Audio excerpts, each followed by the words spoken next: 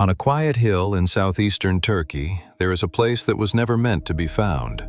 For thousands of years, it remained buried, hidden beneath soil, and forgotten by history. When it was finally uncovered, it forced archaeologists to confront a difficult question. What if everything we thought we knew about the origins of civilization was wrong? You're listening to The Quiet Files. This is the mystery of Gobekli Tepe. Gobekli Tepe is located near the modern city of Sanliurfa. The landscape is dry, rocky, and unremarkable at first glance. For decades, the hill was believed to be nothing more than a natural formation. Farmers passed by it, sheep grazed over it. No one suspected what lay underneath. In 1994, archaeologist Klaus Schmidt visited the site. What he saw immediately stood out: stone fragments, carvings, and shapes that did not belong to nature. Excavations soon began. What emerged from the ground was unlike anything previously discovered. Massive stone pillars, arranged in circular enclosures, some standing over 16 feet tall. Each pillar was carefully shaped, smoothed, and carved with detailed images of animals: foxes, snakes, birds, and creatures that appear to be symbolic rather than decorative. At the center of each circle stood two larger pillars. They were T-shaped and unlike the others. Carvings on their sides suggested arms, hands, and human-like posture. These were not random stones. They were deliberate, planned, and constructed with precision. Then came the dating. Gobekli Tepe was built around 11,500 years ago. This placed it thousands of years before Stonehenge, before the pyramids, and before agriculture was believed to exist. According to conventional history, humans at this time were hunter-gatherers. They lived in small groups, moved constantly, and lacked the social organization required to build monuments. And yet, Gobekli Tepe exists. Someone planned it. Someone organized labor. Someone carved and transported massive stones, all without metal tools, all without written language, and all before farming was supposed to begin. This alone would have been enough to make the site extraordinary. But Gobekli Tepe was only just beginning to challenge what we thought we knew. As excavations continued, archaeologists realized the site was far larger than anyone expected. Gobekli Tepe was not a single structure. It was a complex, layered, expanded, and rebuilt again and again over centuries. Beneath the visible enclosures, older ones were found, and beneath those, even older layers still. Each generation appeared to build on top of the last, not by accident, but deliberately. This meant Gobekli Tepe was not constructed once. It was returned to, maintained, and remembered. What made this even more puzzling was what archaeologists did not find. There were no houses, no hearths, no storage pits, no evidence of daily domestic life. People were not living here. They were gathering here. The site appeared ceremonial, a place set apart from everyday survival. The animal carvings reinforced this idea. They were not random decorations. Many were dangerous animals, predators, creatures that inspired fear. Snakes coil across stone. Foxes stretch mid-stride. Birds appear rigid and watchful. Some figures are abstract. Others seem symbolic rather than literal. The T-shaped pillars themselves appear to represent something more than architecture. Arms carved along the sides, hands resting at the front, belts and loincloth-like markings. These were not just stones.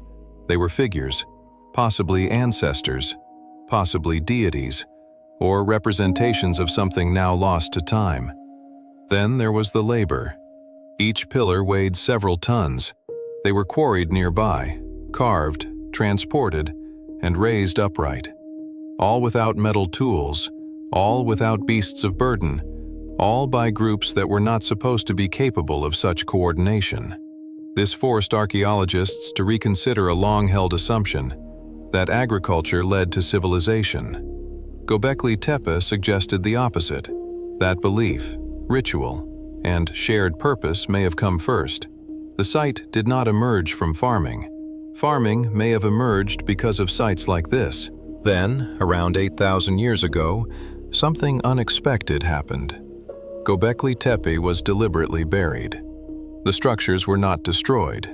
They were not abandoned to decay. They were carefully filled in, stone by stone, layer by layer.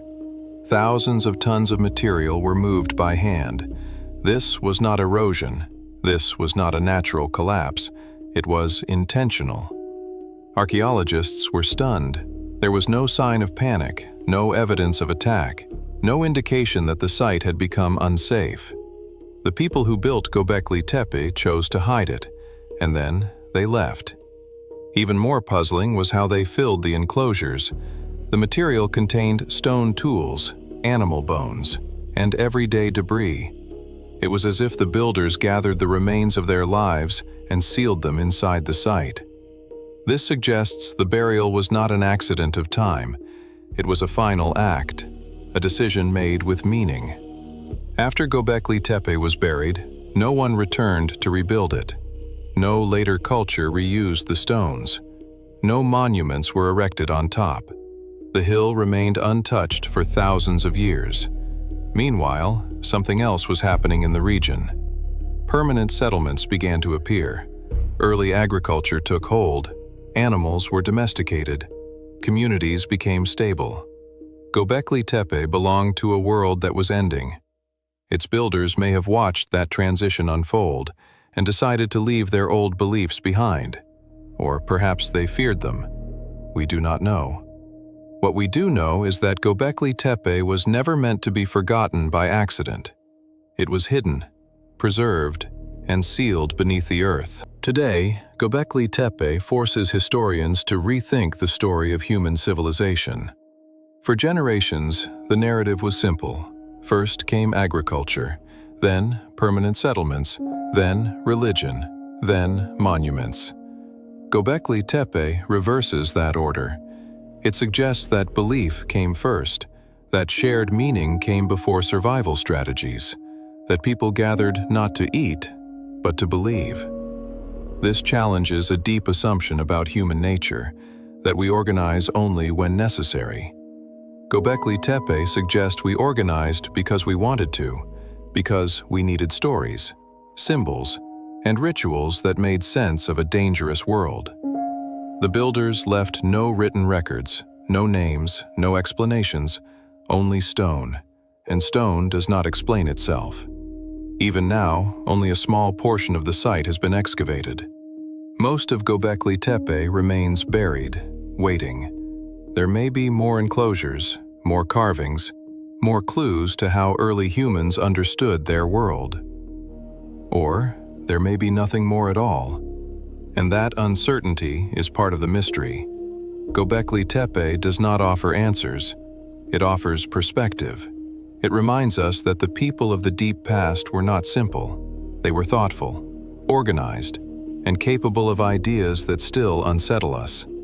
Whatever purpose this place once served, it mattered enough to shape human history, and then to be buried, quietly, intentionally. This has been The Quiet Files. Some mysteries are solved by discovery. Others remain, not because they are hidden, but because they ask questions we are still learning how to answer. In 1947, a young shepherd walked into a cave in the Judean desert. He was not searching for history. He was looking for a lost goat. What he found instead would quietly alter humanity's understanding of the ancient world. Inside the cave were clay jars. Inside the jars were scrolls.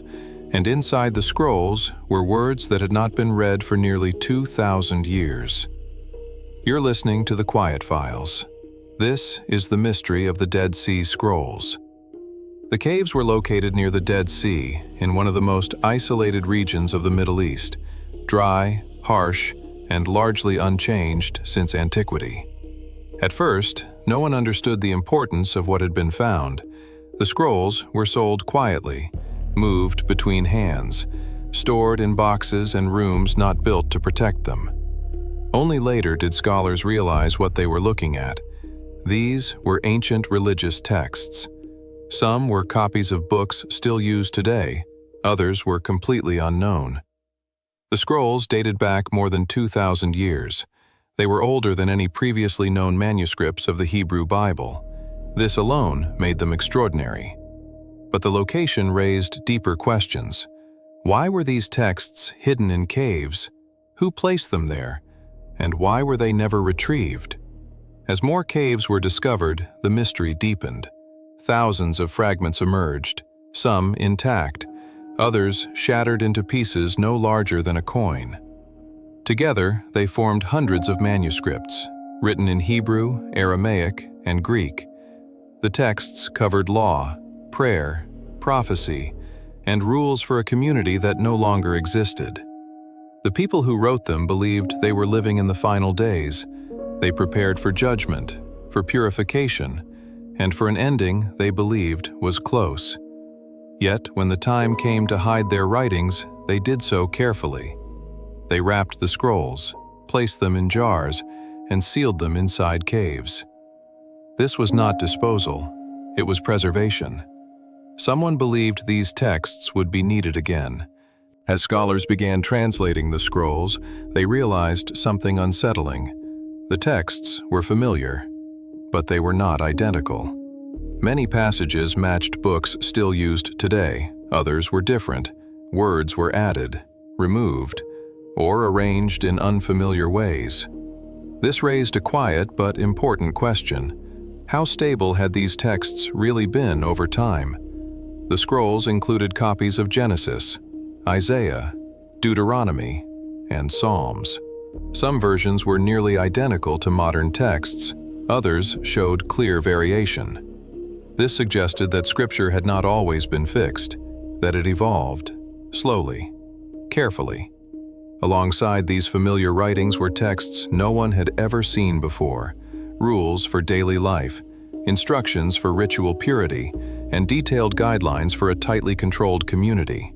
These people believed they were chosen, separate from the outside world, living in preparation for an approaching end. Some scrolls described a coming conflict, a final battle between forces of light and darkness. Others outlined strict moral codes, what to eat, when to speak, who could belong. Together, the texts painted a picture of a group deeply concerned with order, purity, and survival. Archaeologists believe this community lived near the site known as Qumran. They occupied the area for decades, possibly centuries. When danger approached, they made a decision. The scrolls were too important to lose. They were not burned, not destroyed. They were hidden, placed where time and climate could protect them. The people who sealed the caves likely intended to return, but they never did. After the discovery, the scrolls did not go directly to scholars. They entered a long period of silence. Fragments were sold privately, moved across borders, and stored in places not designed to preserve them. Some pieces disappeared entirely. Others surfaced years later, their origins unclear. As institutions began acquiring the scrolls, access became restricted. A small group of scholars controlled translation. Decisions about publication moved slowly, painfully slowly. Years passed, then decades. Many texts remained unseen by the public. This secrecy created tension. Accusations followed. Why were some scrolls released quickly while others were withheld? Some critics believed the delay was academic caution. Others suspected fear of what the texts might suggest about religious history. Pressure mounted. Calls for transparency grew louder. Eventually, the barriers fell. The scrolls were opened to wider study, and what scholars found was quieter than rumors suggested. The texts did not overturn belief. They revealed process, how ideas formed, how words changed, how traditions were shaped over time. Still, some fragments remain unassigned, their placement uncertain, their meaning incomplete. Not every scroll fits neatly into history, and not every question has been answered. Today, the Dead Sea Scrolls are studied in controlled rooms. They rest behind glass, under carefully measured light. Every movement is monitored, every fragment protected. The caves where they were hidden are now empty, silent, exposed to the sun and wind. Nothing remains there but stone and questions.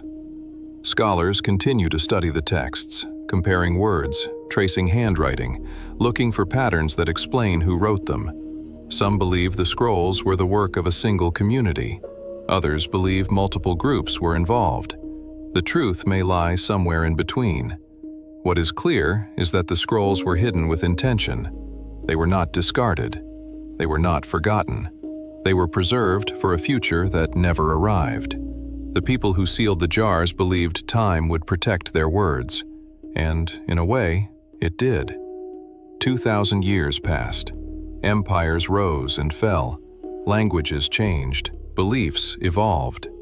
Yet the scrolls remained, waiting, not to answer questions, but to remind us that history is not fixed.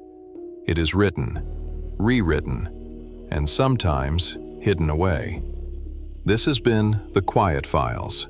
Some discoveries speak loudly, others survive by staying silent, and when they are finally found, they ask us not what to believe, but how belief itself was formed. In the dry desert plains of southern Peru, there is a landscape that appears empty at first glance. No forests, no rivers, no obvious signs of ancient life. But carved into this silence are markings so vast they disappear when you stand too close. Lines that stretch beyond the horizon, shapes that only make sense when viewed from the sky. You're listening to The Quiet Files. This is the mystery of the Nazca Lines. The Nazca Lines are located in one of the driest regions on Earth. Some areas receive less than an inch of rain each year. The ground is covered in dark, oxidized stones. When those stones are moved aside, lighter earth is revealed beneath.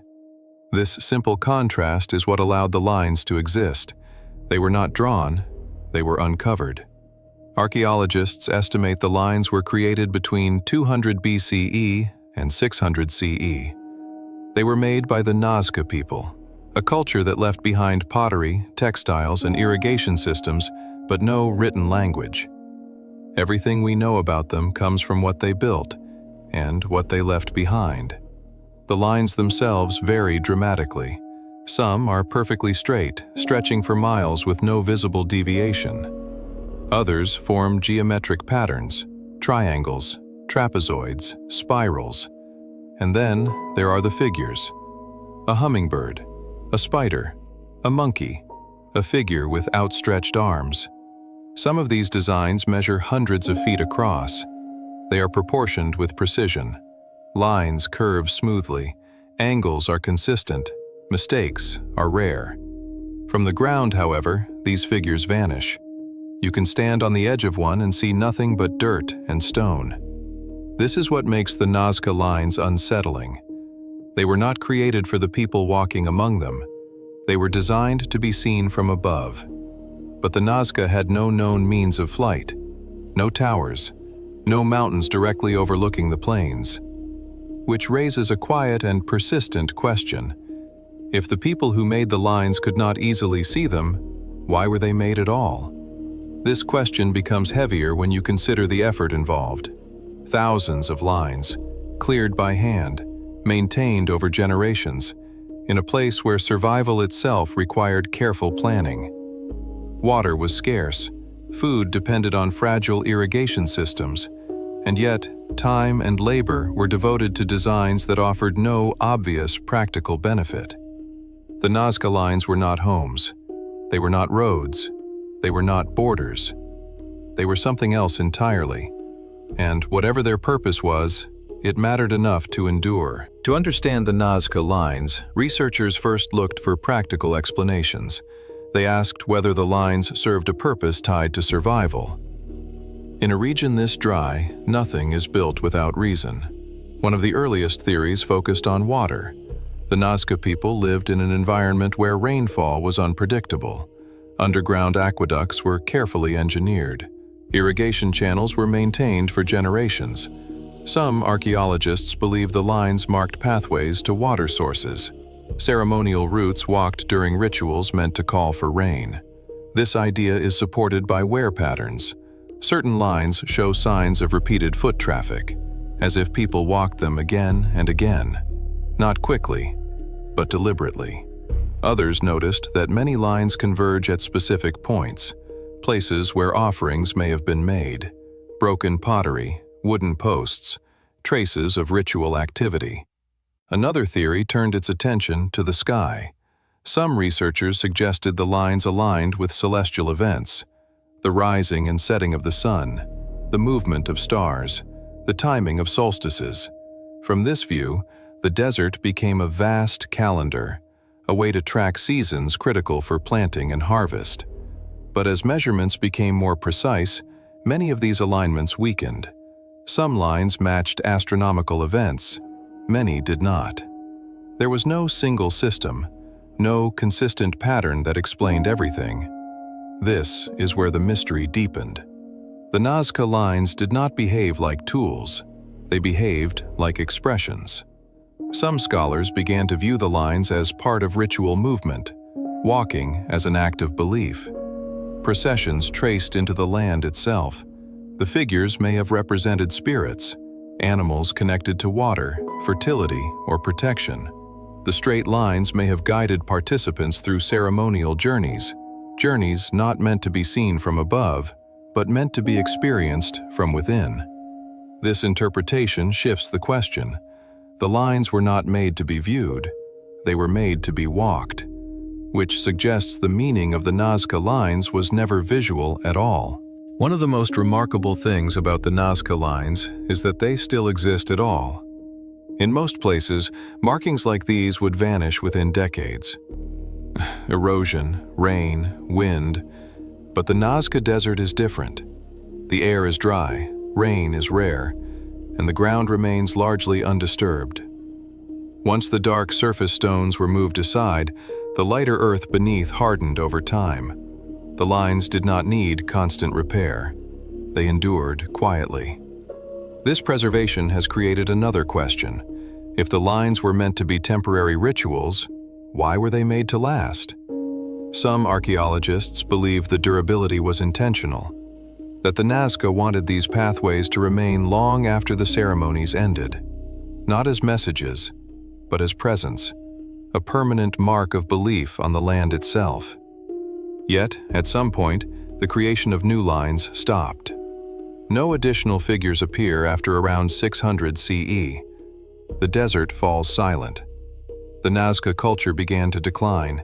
Environmental stress increased. Droughts became more severe. Flooding damaged irrigation systems. Resources grew scarce. Communities fragmented. And eventually, the Nazca people disappeared as a distinct culture. They left no final explanation, no written record, only lines in the earth. What remains today is not a ruin, but a pause in history. A moment when a culture chose to express meaning through movement, through repetition, through the act of walking the land. The Nazca Lines do not tell us what to think. They do not explain themselves. They simply remain, waiting. Today, the Nazca Lines are protected, studied, measured, and carefully preserved. Planes pass overhead, satellites map their paths, drones capture what the ground never reveals. And yet, the question remains unchanged. Why were they made? Not how, not when, but why? The Nazca Lines resist simple explanation. They are not instructions, not calendars, not messages waiting to be decoded. They are acts, actions repeated over time, paths walked with intention. In a landscape where survival demanded meaning, perhaps the lines were prayers, not spoken, but traced. Perhaps they were offerings, given not to the sky, but to the land itself. The Nazca did not build upward, they built outward, across the desert, leaving belief where footsteps once passed. In the end, the Nazca Lines tell us less about answers and more about intention. That humans have always sought ways to mark their place in the world, to say, "We were here," even if no one was meant to see it. This has been The Quiet Files. Some mysteries fade with time, others remain, not because they are hidden, but because they were never meant to be fully understood. On a wind-swept plain in southern England, massive stones stand in silence. They have no inscriptions, no written explanation, no clear record of who placed them there. And yet, for thousands of years, they have remained exactly where they are. You're listening to The Quiet Files. This is Stonehenge. Stonehenge is older than written history in Britain. Its earliest phase began more than 5,000 years ago. At that time, there were no metal tools, no wheeled vehicles, and no written language. The people who lived here were farmers. They worked the land, raised animals, and lived in small, scattered communities. And yet, they undertook a project that would outlast their entire civilization. The stones themselves are immense. Some weigh more than 25 tons. They stand taller than a modern bus, each one shaped, lifted, and placed with care. This was not random construction. The stones were fitted together, locked into place using carved joints, techniques that would not reappear until thousands of years later. Even more puzzling is where the stones came from. Some were sourced locally. Others were transported from more than 100 miles away, across rivers, over hills, and through terrain that offered no easy path. No written record explains how this was done. No tools have been found that clearly answer the question. Only theories. What we do know is that Stonehenge was not built all at once.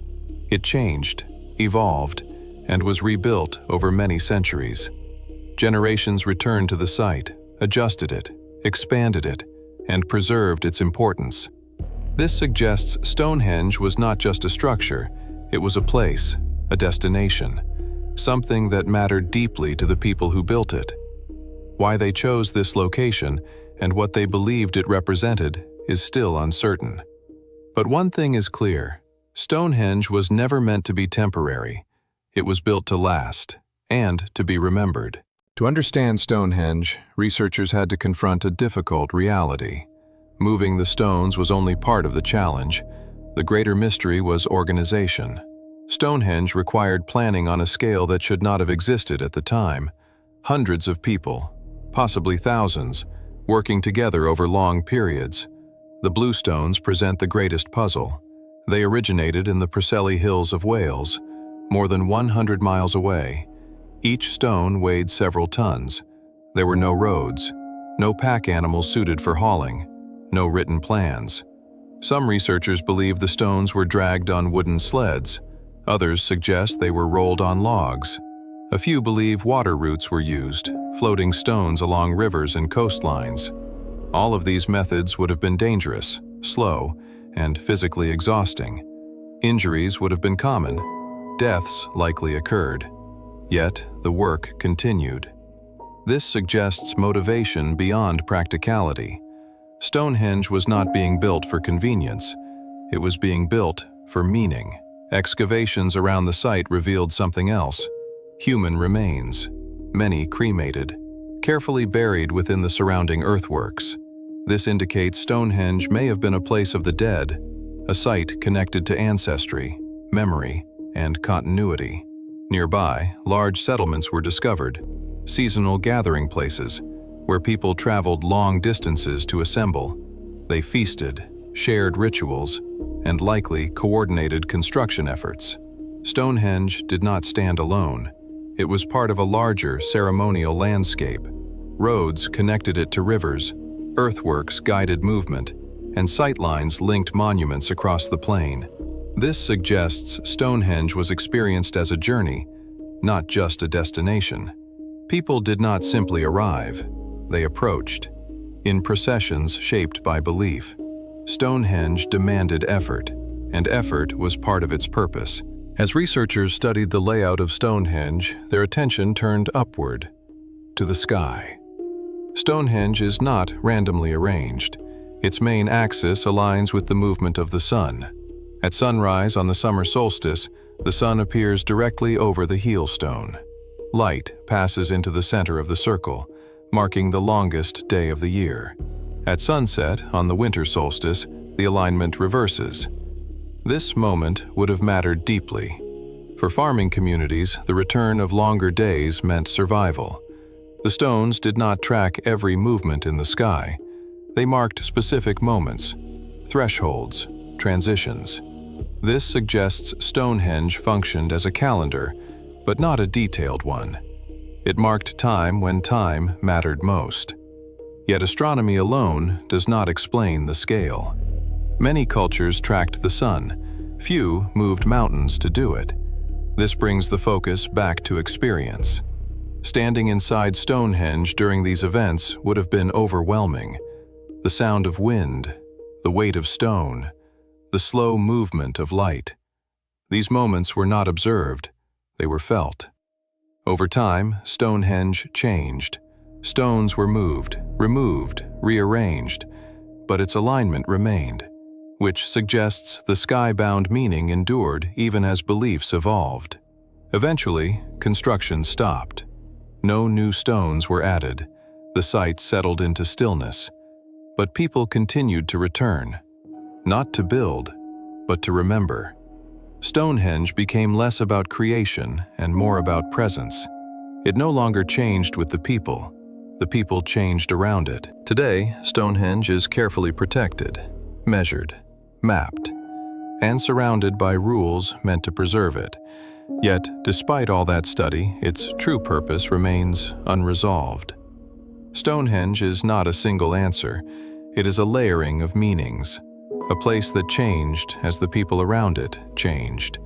It may have begun as a burial ground, evolved into a ceremonial gathering place, and later became a marker of time and seasons. Each generation added meaning, then stepped away. What remains is not an explanation, but an impression. Stonehenge tells us that early humans were not simply reacting to survival. They were organizing, planning, and investing effort into things that did not provide immediate return. They built for memory, for continuity, for something that extended beyond a single lifetime. The stones did not need to speak. Their presence was enough. They marked a place where the living met the dead, where the earth met the sky, and where time itself seemed to pause. Stonehenge has outlived the people who built it, the language they spoke, and the beliefs they held. And still, it stands. Not as a message to be decoded, but as a reminder that humans have always felt the need to anchor meaning in the world around them. This has been The Quiet Files. Some mysteries are solved by answers. Others endure because they were never meant to be solved at all.